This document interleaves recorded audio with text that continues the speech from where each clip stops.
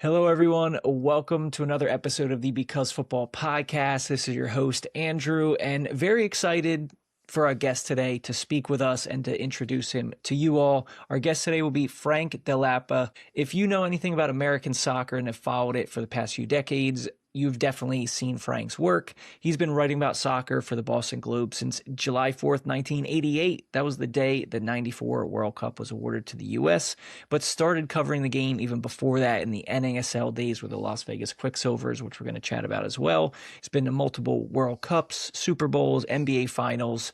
If it comes to New England sports and American soccer, Frank has been there and experienced it himself. So very excited to get into that. And Frank, welcome to the podcast. Great, Andrew. Great to be with you. It's a pleasure, and we're following up here. This is kind of our second time connecting.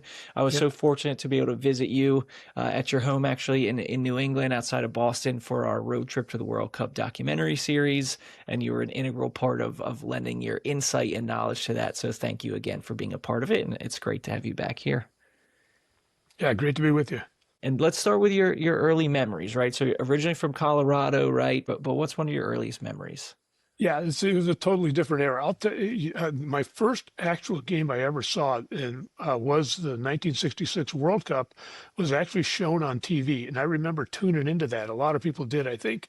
And it was in the desert. It was like we didn't even know the final was coming up, and it was England and West Germany, and after that, there wasn't anything on. And literally, there were no games on TV. I mean, zero. You could not watch a soccer game on TV. You couldn't even find a soccer ball. Like I really told Andrew that was true. You would go like a year without even seeing a soccer ball on TV or anywhere. So that happened. So, but that got me, I think it got a lot of people interested and said, hey, this is great. Let's see if we can see a little more. But, there was a ton of other stuff going on. And so we kind of had to wait for the game to come to us. So, yeah, it's almost like you got that little taste of it, and then the lack of it just kind of created this allure and kind of an attraction even more that is like, hey, how do we find this thing that just kind of came and went? But then you found yourself covering the game with the Quicksilvers in the NASL days. So what was that like, being part of it? I mean, even being invited to a training session, you had told me, like, it definitely speaks to another era in American soccer. Yeah, and the NASL started like in the kind of late 60s into the 70s. So we actually saw games growing up in Denver, the Denver Dynamo and stuff like that. So we had our favorite players, and one of them was Kaiser Motang, who now runs Kaiser Chiefs in South Africa. He was our favorite player. We had no clue, but we said, this guy, you could see this guy is really good. So then, so luckily my first job, though, was right into the 70s covering the Las Vegas Quicksilvers. And I thought, hey, that'd be a good idea. Let's see if they'll let me train with the team. And I'll write a story about it. And in those days, you could do that. Now, could you imagine doing that with Miami? I don't know. Probably there's a ton of guys that would want to go out there and train with Messi, but in those days, I was the only guy. Actually, another guy on our staff said, I'm going to come out there too. I said, all right, come on. So I wrote the story, and Humberto Coelho was from Benfica, was also on that team. There was, Wolfgang Sohnholz, who became U.S. under 20 team coach, stayed here in the U.S., played for Bayern Munich. So these guys were all top level guys. We didn't belong out there, but they just let us, just kick the ball around with them. And we ran through probably a good 45-minute session. I'm sure you could hang with them well enough, Frank, right? With the But no, it absolutely speaks to another age of like really just trying to get the game out there. What I've seen from like reading your work, talking to you and people like yourself who've told the story of the game in the U.S. around that time is like, and you mentioned the Chiefs as well in Atlanta, the things they did, that running thousands of clinics, going out to every school, community center. Like it really speaks to players had to be more than just players. They had to be kind of like evangelists for the game. So at that time, could you have imagined that World Cups would be in your future, in the United States future? Like, because again, U.S. national team was very far from where it is today. U.S. Soccer Federation was completely different. Yeah, we were looking forward to the 1978 World Cup because the U.S. was pretty close to qualifying, and they had a playoff game against Canada. I think it was played at Haiti. They had to play in a neutral site. We said, this is great. The U.S. got to beat Canada, and then we're going to cover the World Cup. And they lost like 3-0, and geez, the air came out of the balloon. So we did have club soccer. We had the NASL, so we had tons of games we could actually watch and cover, and the level was incredible. We were covering like George Best. I remember interviewing George Best in the LA Coliseum locker room. It was him and Bobby McClellandon, and we had kind of a long talk. I was pretty young, and they were really patient with me, and it was kind of enlightening, but I'll never forget that stuff. And that's like, yeah, you're not going to sit down with Messi or Cristiano Ronaldo or whoever you could think of in a locker room with nobody around and to just talk to you about almost anything. So it was at that point that I decided I'm going to probably cover this game if I can possibly do it, in my future. And, then NASL kind of went downhill, but while it was here, it was a blast. Yeah, I know, like during your time in Boston, you've covered the Celtics as well, Patriots, all the different sports teams, and through some very successful periods as well. But you bring up Messi, Ronaldo, and obviously the world is much different. The game is much different. The level of money involved and kind of like the importance of each match and everything is really changed, and we're in a much different era now. But with Messi, from what you've seen so far, they've just lifted the MLS Cup, where it's kind of the swan song of his little mini Barca crew with Busquets and Alba, and obviously had DePaul come and Suarez, and he's been able to kind of bring his buddies in, and it's such a, I would say, kind of contentious issue within American soccer now, is kind of what has really been the impact of Messi. I remember when he arrived, the excitement I felt, and now I would say I'm a little bit more ambiguous, let's say. Is a little more complicated. Even being in Miami, I was there a few weeks ago talking to people, and people who were like day one Inter Miami pre-Messi fans, how they seen the club and things change. Now that we look at this place, he's finally fulfilled this, prophecy of winning an MLS Cup, and now Jorge Mas says we're going for CONCACAF Champions Cup and all of this.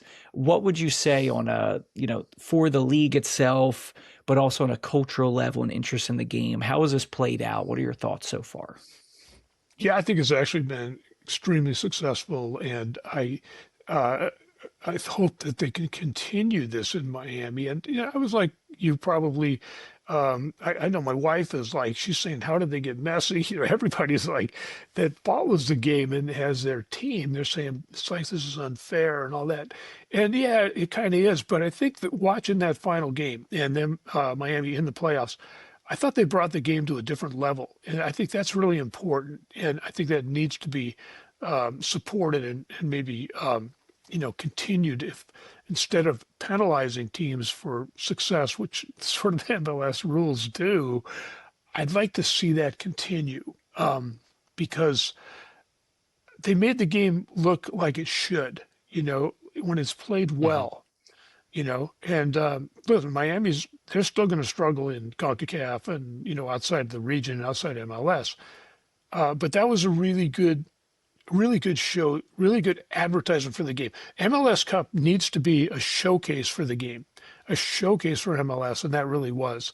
Played on a nice grass field, not to be underestimated, a good crowd, and a well-played game. So, that's hard to do. What we've seen in 30 years of MLS, it's hard to get a good team together, and keep it together, whether there's rules, restrictions, or just wide open leagues. It's really hard to do. So once you get that, I think it's got to be supported. And that's, I thought that was a really good example of how the game should be presented. Yeah, and one of the things I've heard, that although we are seeing, you make a great point with the game being taken to another level. I've watched some of the Inter Miami's run through the playoffs, and it just really showed kind of the levels to things, with Messi doing it at his age, but just his IQ, Yeah. and proving game in, game out, and elevating the players around him. Finally, their defense showed up. They figured out how to defend and lock it down a little bit more, which has been the knock on the team. But some things I've seen going around is that people feel, alluding to your statement about the roster restrictions and rules. Obviously, MLS has done that and been very controlling of that growing, because they wanted to keep a balanced league, not only competitively, but teams being like sustainable financially, right? Without Hmm. going too far either way. So one thing I've heard is almost a comparison to, the Cosmos were blamed for some of that downfall of NASL, that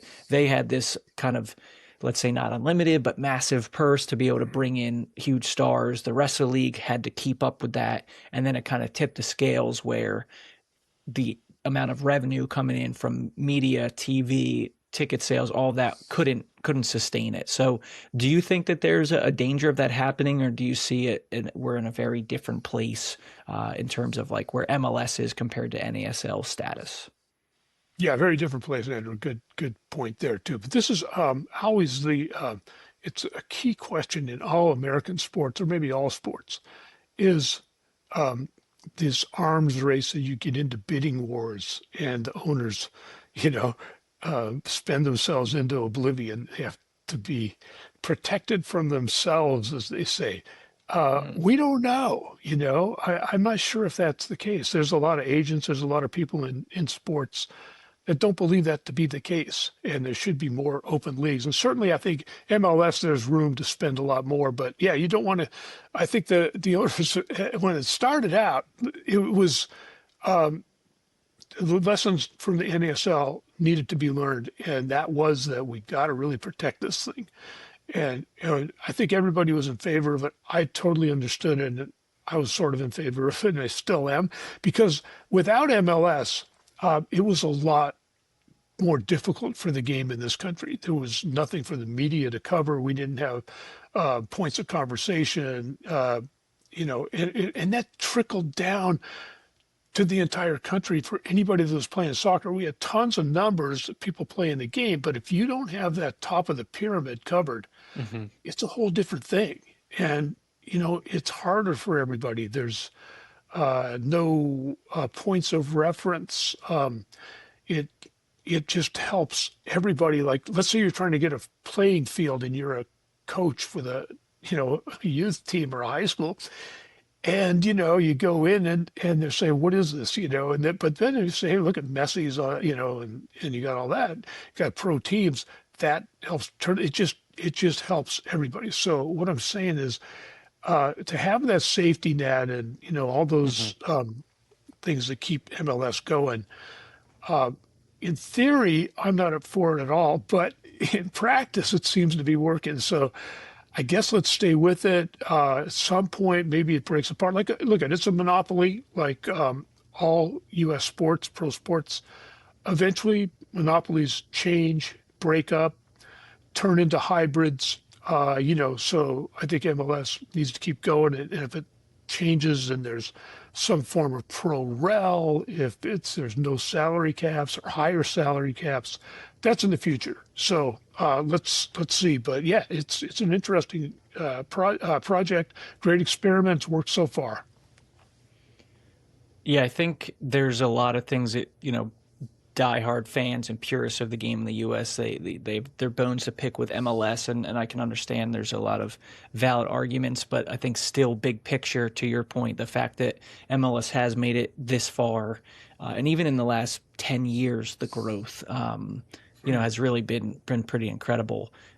Again, I think there's more to it. I think MLS can do more in different communities to establish the game and help to support and really kind of be connected more to communities. I see a lot of great stories from USL, and you bring up promotion relegation. That's something that USL is looking to implement 2028. Before we get on to the World Cup and all the great stories and headlines there, what is kind of your gut feeling with Pro Rail? That's something that you've not seen in your career covering the game in the United States, at least. But what do you kind of think? Is it going to take for that to actually take off, or do you think it can succeed in an American sports marketplace? Yeah, I think it can succeed, but I don't think we're quite ready for it yet. And this is well in the future. But hey, sports has changed a lot in my lifetime, so it could happen in the foreseeable future. One thing we don't have that goes along with pro rel, you'd really have to have open leagues, which means having club teams, not franchised teams. I think you could do a pro rel with parachute payments if people want to stay happy financially. But if you want to have just free fall with no safety nets, a real pro rel. That's going to be a little harder to implement, especially without a club system, because what we don't have, if those clubs go away, that's not what you want. Whereas a franchise could go away if it's not supported, if it Hmm. gets relegated. If you have a club, I mean, you've been around the world, you see those clubs are around. They might go from first division to third division. They might even lose their team for a while, but they don't lose that club and they can always come back. And you need to have that volume and you need to have that real open system where people, are trying to get up and down. And you need to really have a second, third, and fourth division that are, you know, kind of more open. Even like USL, those are franchises too. So Hmm. I'm not sure how that all plays out. So we'll see. But I think it's for the future. Look, it's going to happen, I'm sure, and it might even turn this even bigger. I think it would actually turn the sport bigger. I just don't think we're quite ready there. We're not there yet. Yeah, it's an interesting distinction you make with the club versus franchise. It's something I often speak about with people from around the world when I try to explain where we're at. And normally I'm Yeah. trying to, being like an apologist for American soccer, but it is a different system. And again, there is a financial reality to it that helps teams get up and started and created out of nothing faster, to a higher level than maybe they Mhm. might be.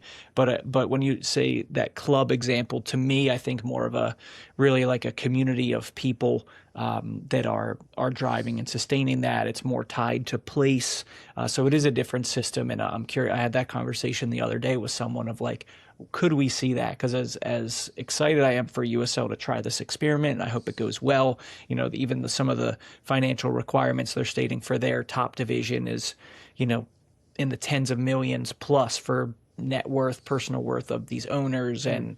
and so again, it's not fully accessible to people. And will we see that in American soccer of a more kind of grassroots growth from clubs? I'm not sure, but again, I think it's a step the right way. But kind of speaking on that theme and topic of community, let's get into the World Cup here.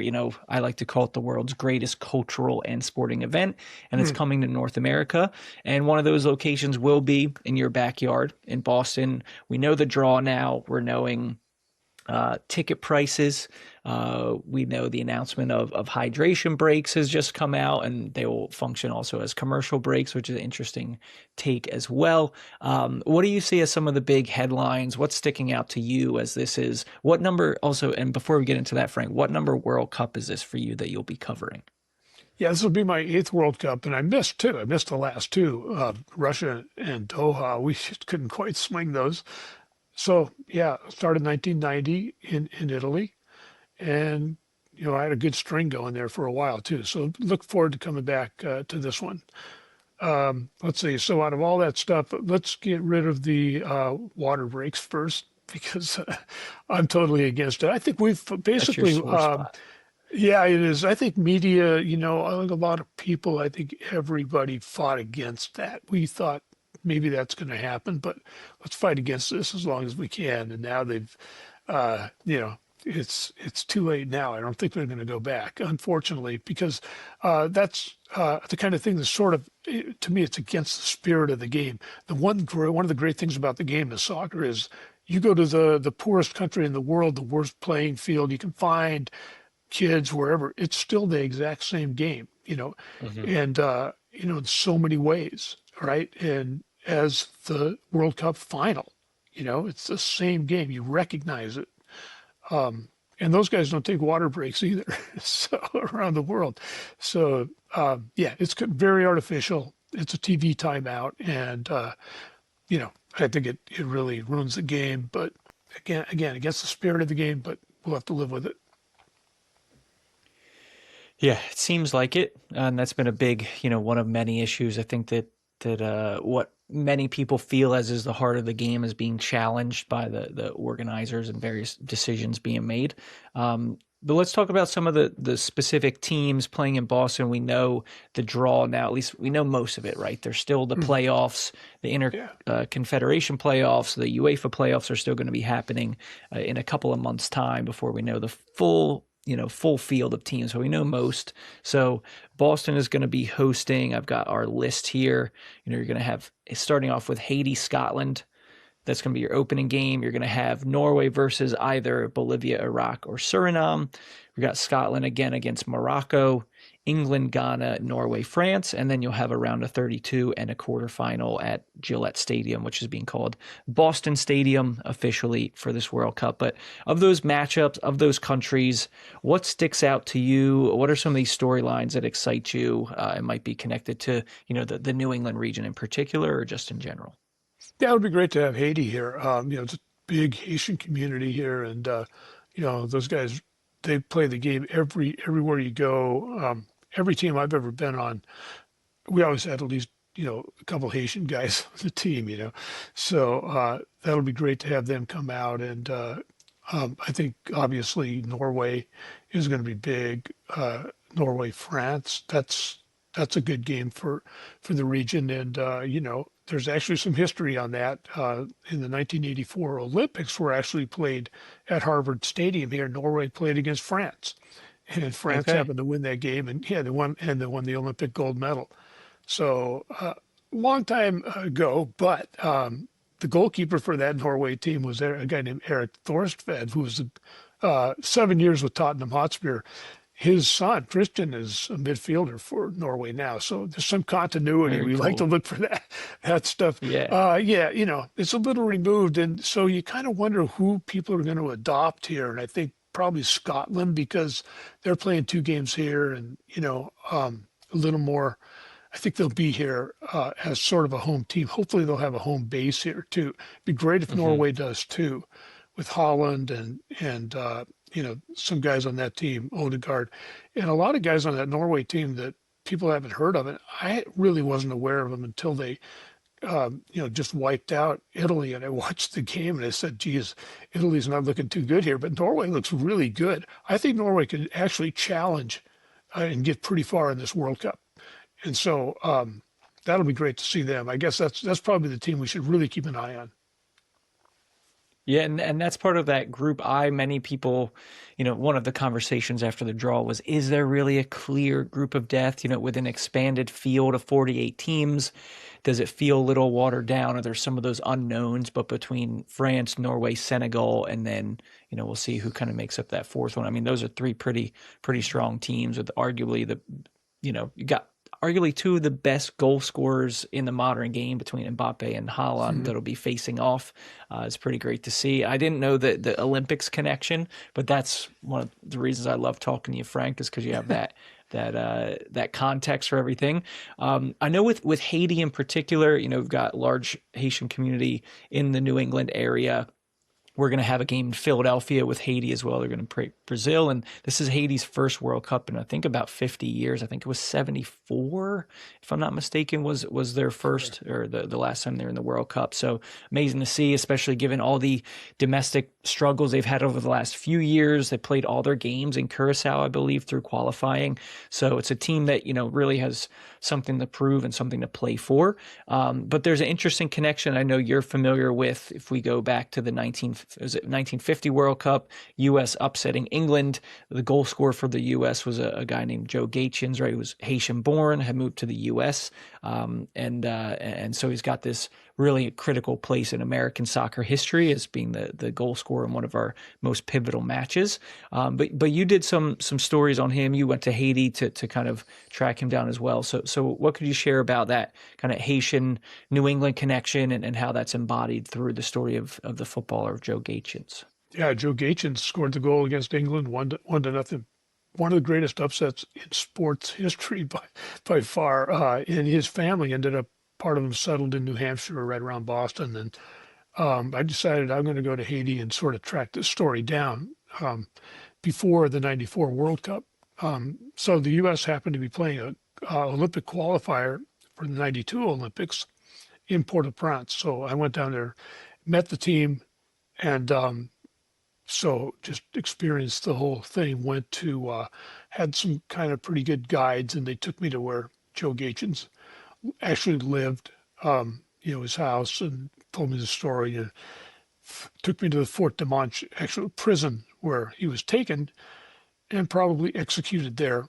We couldn't really find. I don't think a death certificate's ever been unearthed. Maybe it has down there, but I couldn't get to that point. So it was pretty emotional, to go through all that stuff. Then the U.S. played that game against Haiti with Brad Friedel in goal, Dante Washington and Joe Max Moore scored the goals 2-0. But it was pretty wild, and just went over that with the sporting director for the New England Revolution is a guy named Kurt Onalfo. Kurt was in that game as well. We talked about getting on that bus after the game and riding through the streets of Port-au-Prince. There was no street lights or anything like that. It was really dark and really dangerous. And the bus got bombed with rocks. The bus driver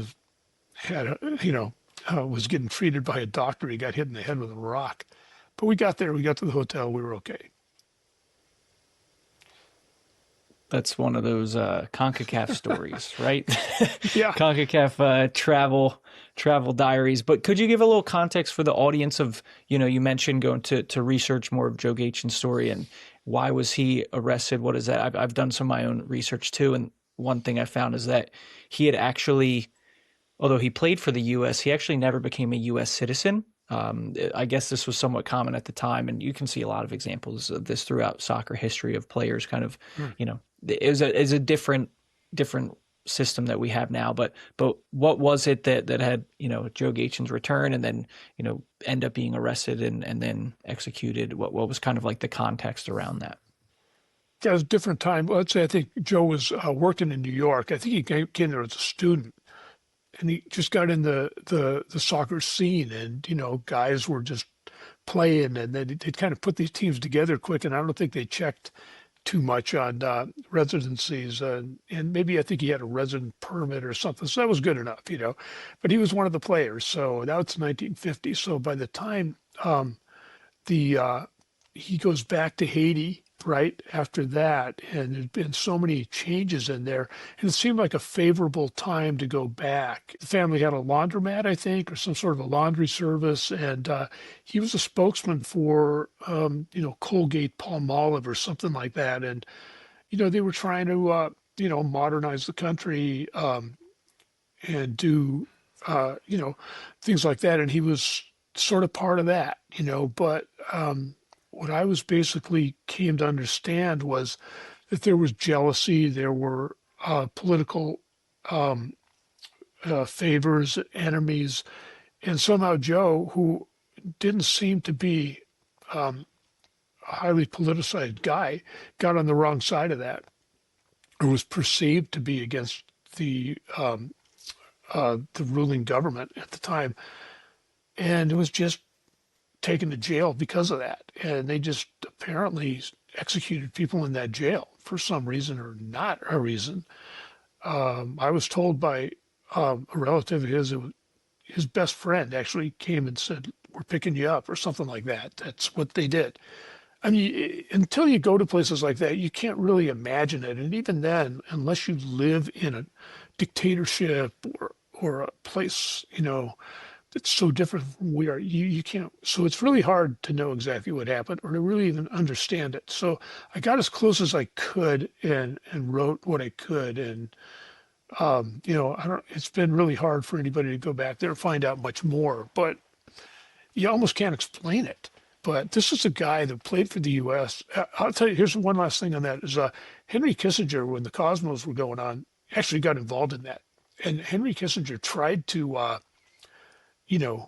get more information on it and run some stuff in the Cosmos. I think played a couple games down there.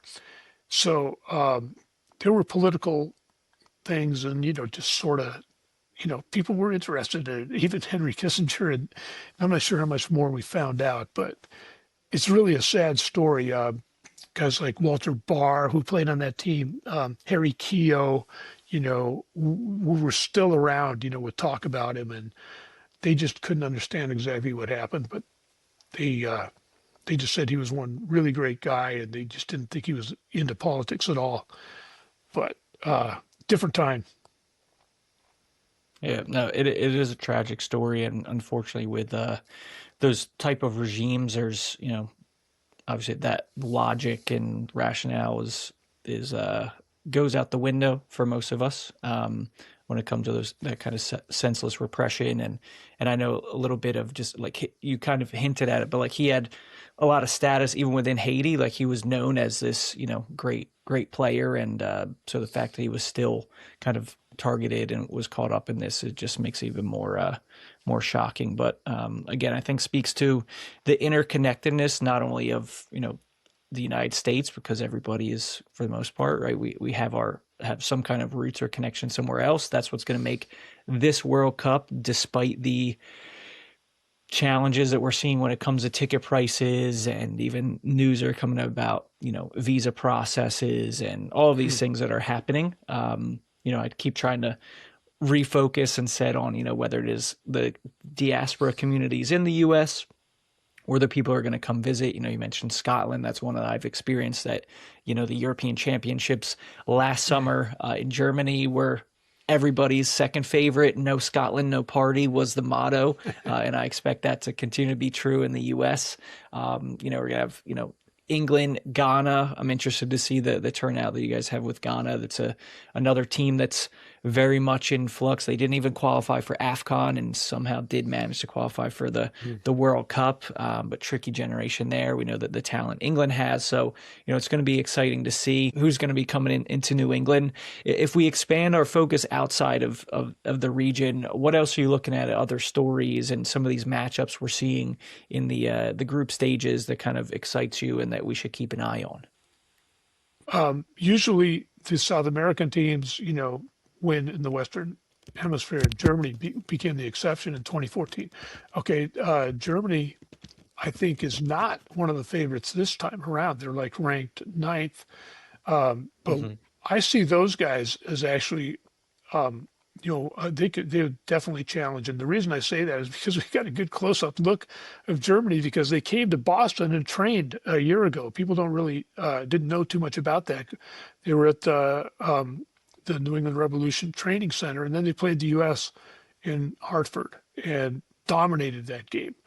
And watching those guys train, I just can't think that there's 8 teams better than Germany in this world. So I think they're going to actually challenge. That's a team to really watch out for too. Brazil, I know, is down, but I think they'll be right there too. I think it's really hard for Argentina. It's really hard to win the World Cup 2 times in a row. It's just one of those things that's very hard. So I don't see Argentina doing it, although they will be a favorite. I think Spain's another team.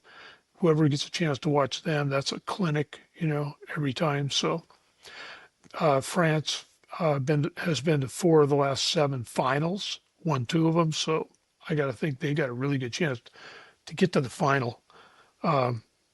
Gets the penalty kicks, and that's another story for France. But another story, yeah. So I'm hearing a lot of the usual suspects, right? The normal big teams that we mentioned. But I think an interesting part of this tournament is within expanded field, the 48 teams, we've got some first timers. You've got Curacao, Jordan, Uzbekistan, and Cape Verde, right, which has another large community in New England area. So what are your thoughts on some of those teams? And do you think some of the magic of the World Cup is those upsets and those Cinderella runs? Do you think any of these first timers will have a shot of maybe getting a win, a point, or even potentially getting out of the group? Yeah, unfortunately, I don't think they will. But Cabo Verde is a team that might be able to do that, although I think they play Spain in their opener, so probably won't do it in that game.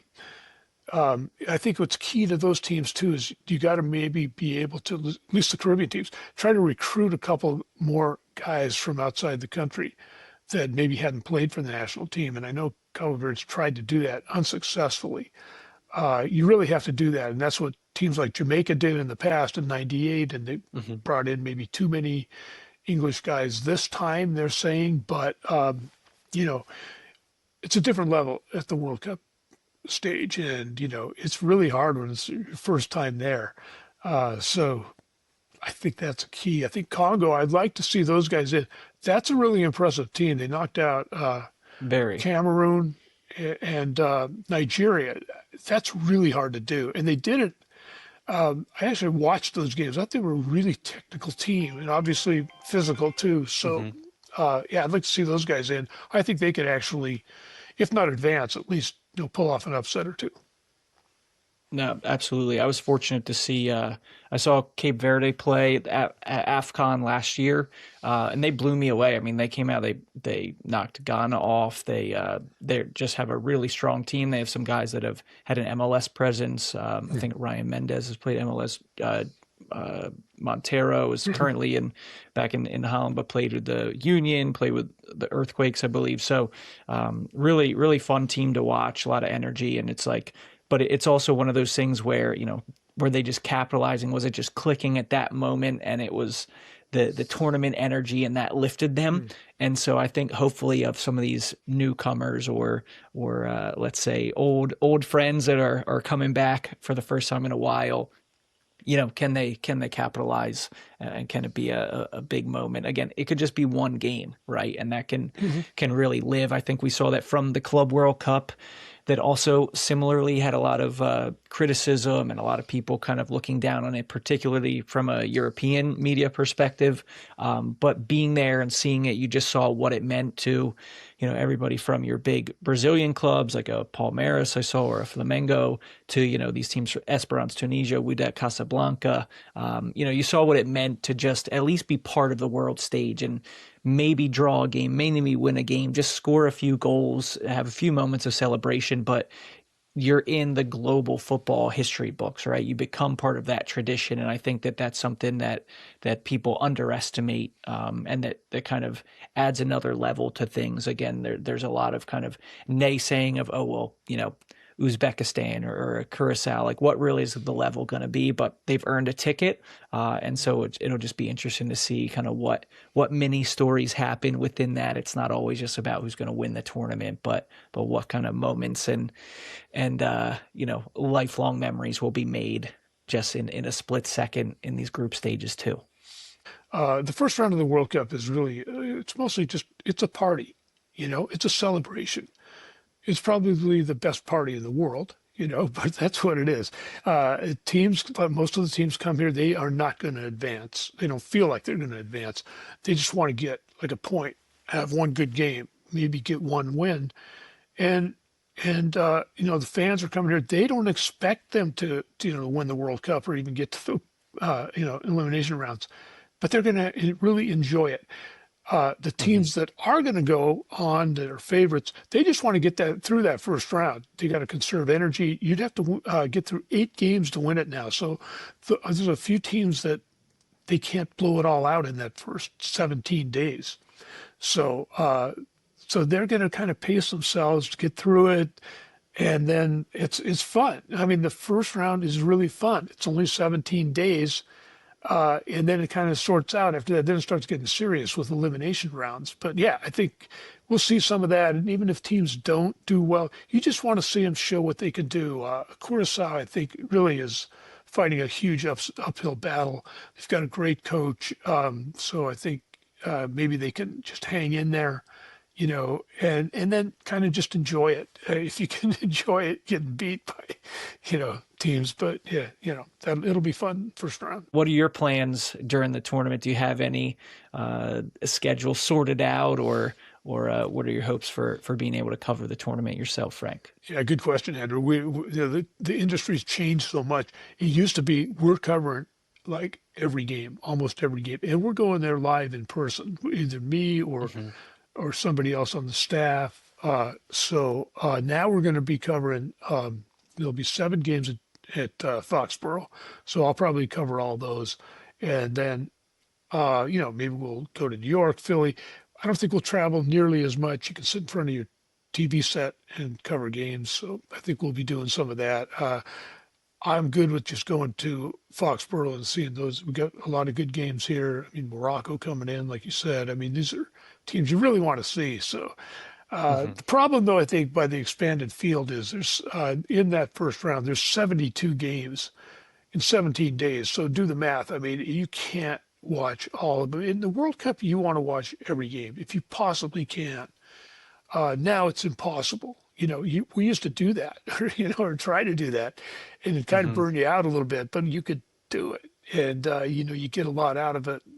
I want to see all those other teams, even if it's on TV. So unfortunately, we won't be able to do that. But yeah, I think as far as covering it, I'm looking forward to seeing basically every team that comes here in some way or form or another. And then when it gets to the elimination rounds, it gets serious, and and I think we'll cover a lot of those games firsthand too. And there's a lot of travel, there's a lot of logistics that kind of wear you down, but it's a really long tournament. It's 38 days. It's really long. I personally, every World Cup I've covered, I've gotten burned out.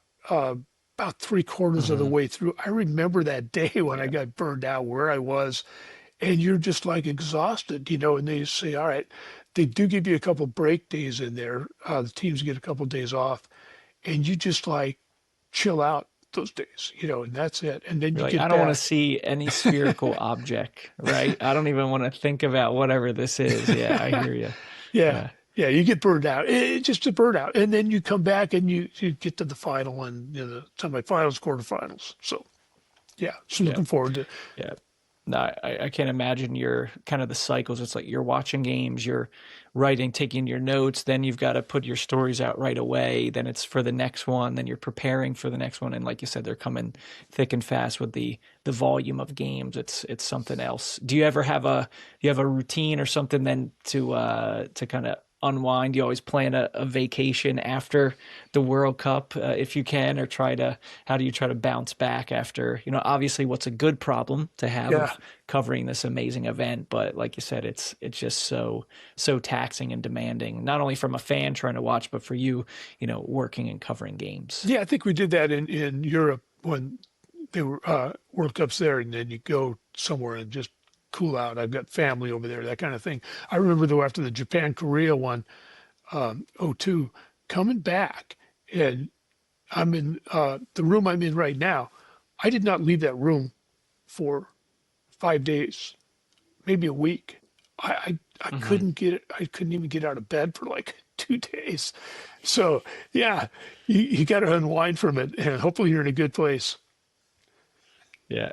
Absolutely. No, it's something I'm looking at too, of hoping to be able to cover some games, for our YouTube channel and Instagram and doing the video and the editing. But like, I know just going, it's like, especially now with the nature of social media, you want to be getting the pregame. I love to see the fans, do the Mm. interviews with them, see the tailgates, the parades before the match. But then it's like, the sooner you can get that up. So if I'm in the game, then I'm, my nose is in my phone for the first 10, 15 minutes of the game, editing that, trying to get it out. Usually the data in the stadium is totally tapped out, so you can't even post anything. And then Wow. you're waiting for the next moment, trying to get a goal celebration. But it's yeah, working it and just being able to sit back and enjoy is something different. So that's something I've been looking at of, hey, how do I kind of balance somewhat, right? Hopefully have the opportunity to cover a lot of games and be able to partner with people on that, but also just be able to like have a fan experience and enjoy it. But I think that's where kind of the festival party atmosphere of the tournament comes in, where even if you don't necessarily have tickets, just going to a tailgate, just being at a watch party, it's not even just always about the game, but it's more about the personal and cultural expression around it that is so great to see. So I think that's going to be kind of part of the full equation when we do have the tournament kickoff in the summer. Yeah, I think that's all part of it. And you don't even have to be in the U.S., by the way. People who might not want to travel, uh, you know, you could be in Europe or South America watching the World Cup, and you feel part of it, and you feel part of the Hmm. community just watching it anywhere you are. So you want to be in the stadiums as much as you can, but if not, just be a part of it. I think the U.S. is so spread out, Canada too, and even Mexico, that it's hard to really be a part of that game, wherever it is, unless you're in that stadium. But I know from experience in '94 that, there were places you could watch it and really feel a part of it. I think it'll be a good experience, better experience maybe this time around, more organized, maybe more people involved in watching it too. So yeah, Hmm. it's all part of the deal. Yeah, you want to see your team win and this and that, but only one team ends up winning it. So the other 40, whatever, you just enjoy being there. Exactly. Yeah, and soak it up. So now, brilliant or exciting. Talking to you about is getting me even more excited and want me to put my nose back in my calendar and schedule. And I'm like, you know what? I really got to book this and that and make it happen. So now it's exciting times. Let's move on here, Frank. Let's get to one of our favorite segments here and drawing on your experience as a fan and reporter covering the game. Your all-time five-a-side team, right? And as a reminder to you and our audience, really, you're only picking four because you got to put yourself somewhere in this team. Goalkeepers are optional. I'll give you a sub if you really can't limit it down to four guys, but we can give you an extra one. So it's a five-a-side. I picked Ricardinho, number one, from Portugal. Best futsal player probably in history. Great So shout out. Yeah, yeah, great I'll just shout take out. that guy, and then me and you and a couple other guys will just go out there and just watch him play. Let Ricardinho lead the way. Yeah. Yeah. Who Okay. would be somebody you'd put in maybe solely based on the most like enjoyable, entertaining interview? You mentioned a George Best, and he has so many Yeah. aphorisms and quips, that are legendary. But who would be somebody maybe you'd put in your side just based off the vibes and kind of being a good interview alone? Well, this put George Best in there too because of his skill was incredible. This guy, like, if he was coming Absolutely. up now, he was way ahead of the curve. It's just like he had something that you see some guys have now. I think there's more of that now, but he was like incredible with the ball at his feet. So let's put him definitely on the team. That's a guy I hadn't thought of. For futsal, I don't know how they played. Maybe I think growing up in Belfast, there were maybe a lot of short-sighted games, and that's where he got that. So it wasn't futsal Hmm. as we know it, but it was their own street version. Yeah, yeah, street ball. Yeah, love watching his highlights. He Yeah, just mazes through yeah. through the defense. Yeah, it's great to see. Brilliant. And then to wrap up here, Frank, after a life in the game, right, and being a part of it, how would you complete the sentence? Because football. That's why we like sports, love sports. It's a reason to live for a lot of people, and I'll tell you, it really does. You can see where it gives you a point of reference, and gives you a community. Okay, I'll say that Hmm. it's because it's a community, it's a worldwide community. We're all that want to be involved in it are welcome. Now, again, echoing a lot of the themes we've been talking about here and connections, right? And that community and people we get to share it with. And the World Cup is a great example of that. I think that's why there's been so much critique and criticism online because people feel like that's trying to be taken away. But I just keep trying to think of, hey, whether it is in the stadium with a ticket or in your own backyard with your neighbors, like how can you create your own community through the game? And it's just a great reason to do so. So completely agree there. If we want to keep track of your writing of during the World Cup, or I know you cover a lot of the Revs and a lot of just New England soccer stories in general. What's a good way to do that? We'll put the link in the description, but where should we get in touch or follow what you're doing, Frank? Yeah, it should be on Boston Globe, bostonglobe.com. Frank Dell'Apa on Twitter. Not huge social media, but I'll put anything I can up on Twitter. Awesome. And I'll add to that as well. I know you've got your own website too that we're going to link to. I love reading the stories on there. Just really dig into just really fascinating, great history. I learned so much researching our New England documentary and series because of your work and they, as they say, being on the shoulders of giants. So I appreciate all your efforts and everything you've done for the game, and can't wait to see what you come out with this World Cup this summer, especially with it being so close to home. Yeah, and Andrew, I think what you do is really important now too. I think we were kind of in the spirit of doing what you're doing, but you get video and audio out there too. And if we had that, we'd have a gold mine. And I think you're building Hmm. something that's really going to be something to watch. And just your files alone are going to be the next World Cup that comes here. People are going to be looking at you. We hope so. We hope so. Thank you so much. And yeah, I just feel grateful for the opportunity and to connect with people like yourself. So it's been a pleasure. And to everybody listening and watching, thank you guys for being here. Hopefully you're feeling a little bit more of that World Cup fever. And like I said, whether it's in the stadium or build your own, I've been using this phrase of a underground World Cup or DIY World Cup. There's so many things you can do to embrace the energy of this amazing event in your own way, on your own terms with your people. So love it. And we'll see you guys all in the next episode. Peace.